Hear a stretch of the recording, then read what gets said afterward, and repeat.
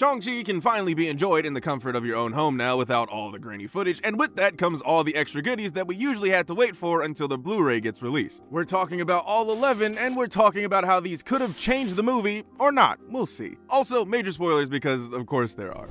Let's start with the most significant deleted scene that comes during the big climax of the movie. So, because Katie is, as she puts it, a valet driver from Richmond, she's really not cut out to be fighting octopus bat things that steal souls, but Razor Fist reminds her that as an amputee from Romania, he's not really supposed to be there either. That pumps Katie up to want to get back into the fight, but she still needs a way to fight. So Razor Fist runs, grabs, and throws a bow to her, but this is where the scene actually gets important, as Razor Fist ends up getting his soul stolen, and then the scene ends. Since this is a deleted scene, it's unclear if this would have been put in place instead of Death Dealer, even though the Soul Eaters gave his soul the suck earlier in the movie, but it does mean that there was a possibility that both characters could have met the same fate. Thankfully, we at least got one of the OG 10 Ring members. I mean, I still would have preferred someone named Death Dealer, but hey, Razor Fist works too.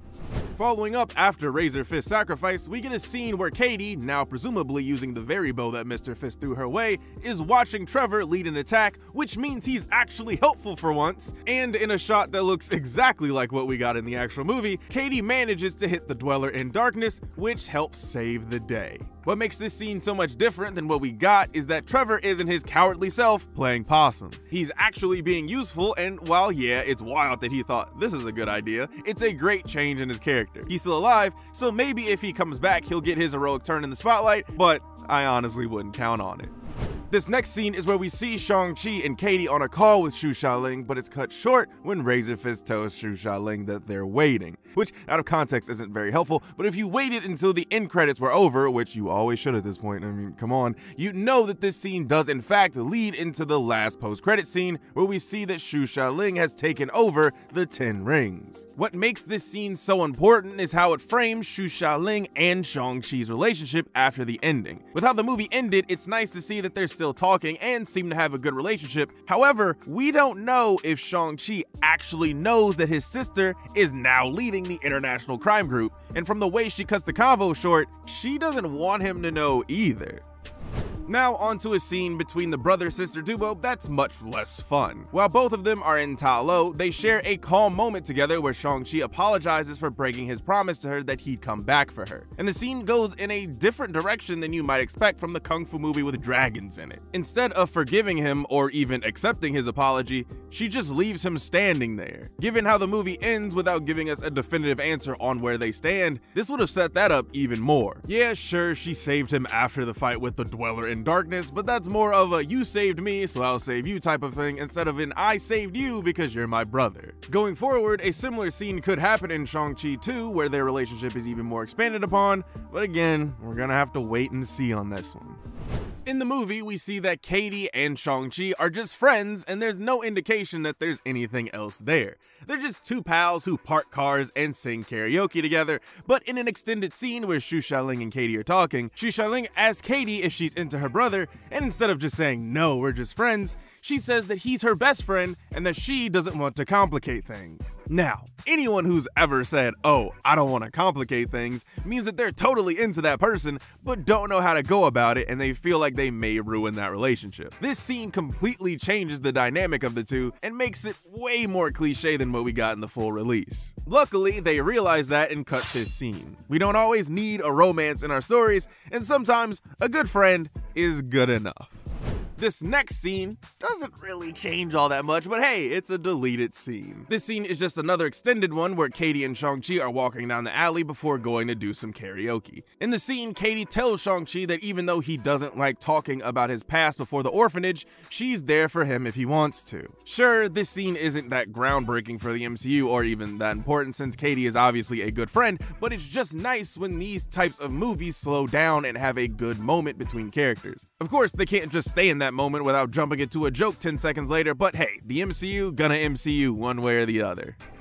Our final extended scene shows that the initial cut of this movie really did have some gems in it. When the gang is all in the car waiting to enter Ta Lo, in this one, Trevor asks Katie what her monkey on a horse is, meaning her passion, but monkey on a horse is just a much better way to say it. She says she's a go-with-the-flow type of person, but Trevor recognizes that her answer is one steeped in fear, and then gives the Shakespeare quote that some are born great, some achieve greatness, and some have greatness thrust upon them. Now, with Trevor being an actor, it makes sense that he would relay that to her, but it also relates to some of the characters. Those that were born great could refer to Shang-Chi and Xu Xialing since they were born into the 10 rings, even though, yeah, they had to work for it, but you know what I mean. Wenwu achieved greatness with his army, but you know, the whole terrorist and conquering thing kinda dampens that. And then Katie has greatness thrust upon her. Again, it would have been nice to have a moment like this, but remember, we can't take ourselves too seriously here.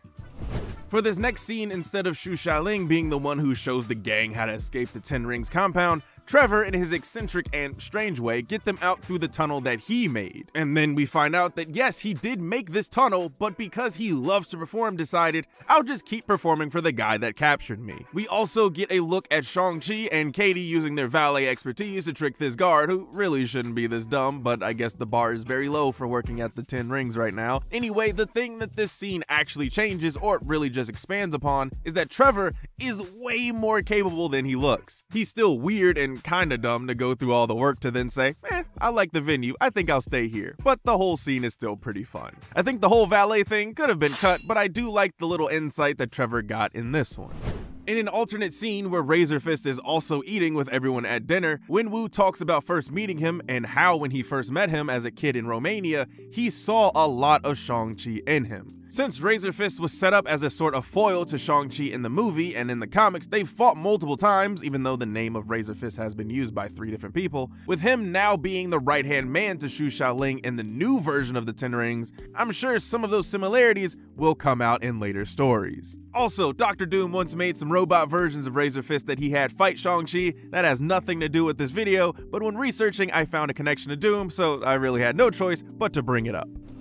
This next scene has been used in some of the marketing clips for the movie, but this is the first time that we've seen it fully. So while at the 10 Rings compound, Shang-Chi and Wenwu have a little heart-to-heart, which seems to take place instead of the dinner scene, since Shang-Chi and Wenwu have the same "where did you find me" conversation, and having that conversation twice seems really weird. Since the conversation is extremely similar, it makes sense why this was cut, but this scene is far more intimate since it's just the two of them, and we see that Wenwu was really watching Shang-Chi by listing off major things in his life after leaving. Personally, I like this scene better than what we got, but the dinner scene does have a lot of good things in it too.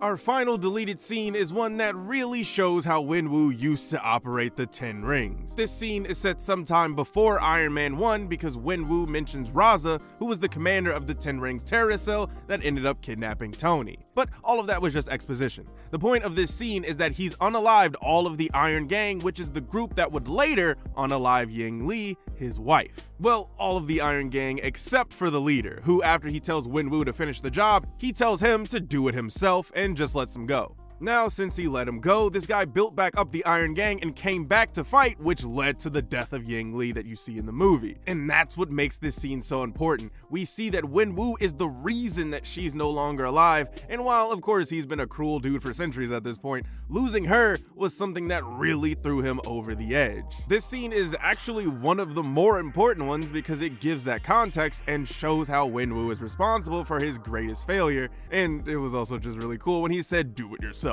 Out of all of the different scenes that we've talked about today, this is the most impactful, and it's honestly kinda weird that this didn't make the theatrical release.